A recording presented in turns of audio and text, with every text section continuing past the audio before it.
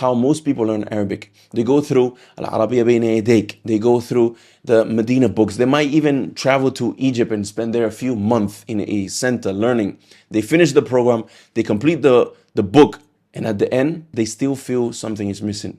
They still hesitate when speaking. They still make sentence errors in concepts they finished, and they still feel like they have gaps. Why? Because completion is not mastery. Finishing a book does not mean you have mastered the skill.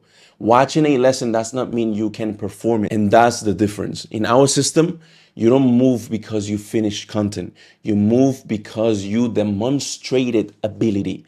And that changes everything, because now progress is earned, not assumed. And when progress is earned, confidence becomes real. You speak with confidence. And I invite you to go to the first link in the description and check the students who completed our program and judge it by yourself. Look how they speak right now in comparison to somebody else that you might know that might have completed a program and still struggle to speak or to even understand certain concepts when reading or when listening.